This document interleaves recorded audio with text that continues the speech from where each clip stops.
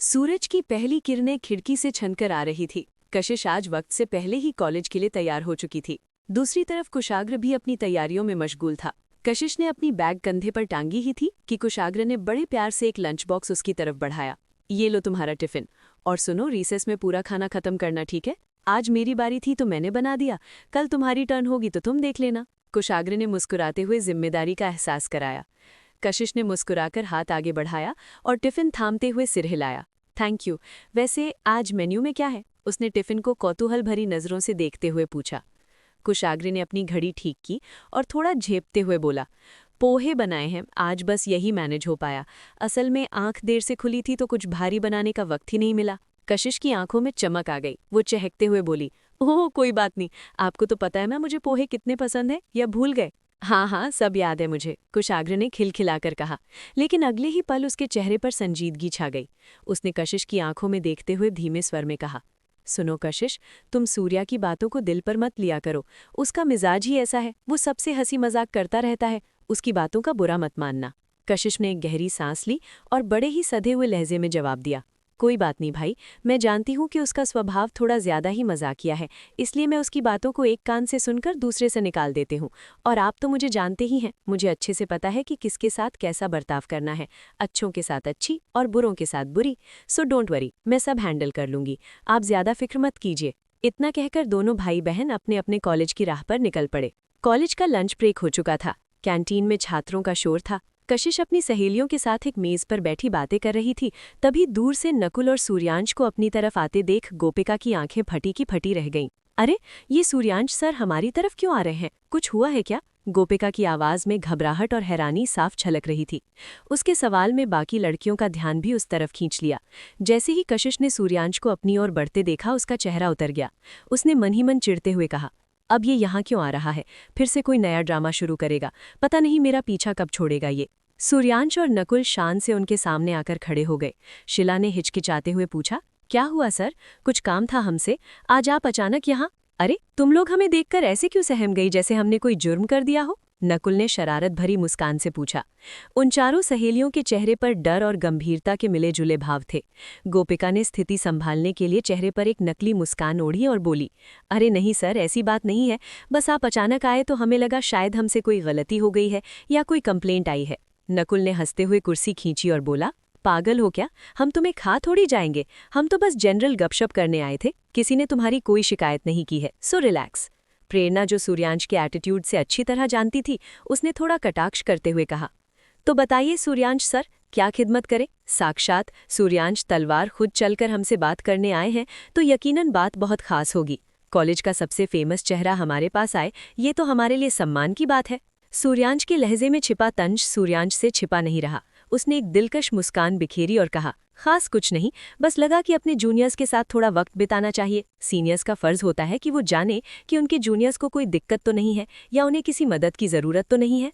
शिला सूर्यांश की इस बात से काफी प्रभावित दिखी। उसने उत्साह में कहा, वाओ, अगर आप जैसे सीनियर्स हर कॉलेज में हों तो क्या बात है, पर हमारे नसीब में ऐसे सीनियर्स कहाँ? नकुल ने शिला के बगल वाली कुर्सी पर बैठते हुए बड़े प्यार से कहा, कोई बात नहीं, अब हम हैं ना, बताओ, कोई भी हेल्प चाहिए हो तो बेझिझक कहना।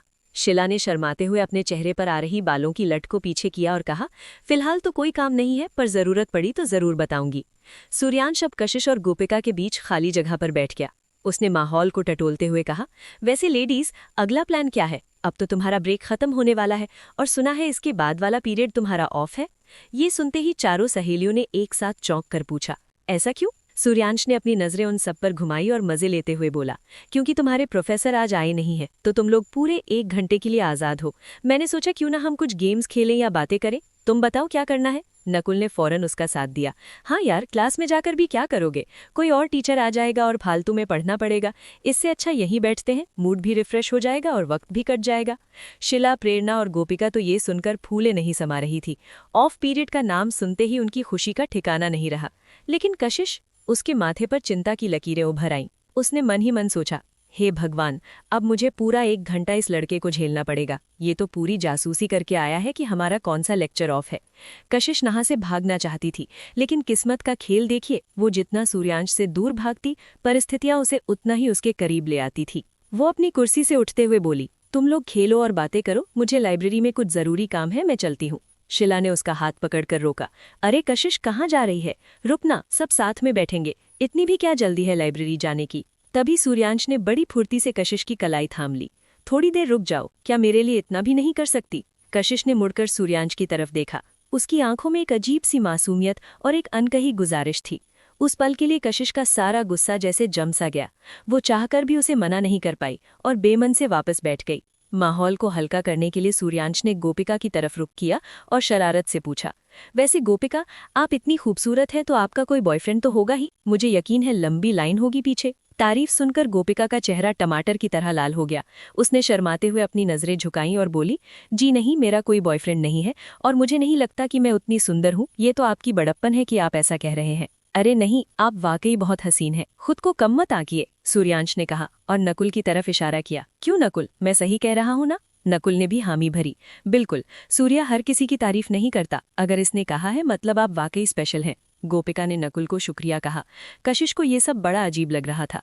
उसने सूर्यांश पर तंज कसते हुए कहा, और सूर्यांश जी, आप अपने बारे में क्या कहेंगे? आपकी कोई गर्लफ्रेंड है या आपका काम बस हर लड़की के साथ फ्लर्ट करना ही है?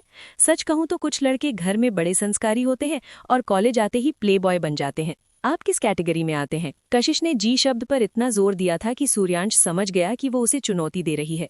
सूर्यांश ने अपनी गहरी आंखें कशिश की आंखों में गड़ा दी और आंख मारते हुए बोला, ऐसी बात नहीं है कशिश, और आपको क्यों लग रहा है कि मैं फ्लर्ट कर रहा हूँ? यकीन मानिए, मैंने तो अभी असली फ्लर्टिंग शुरू भी नहीं की है।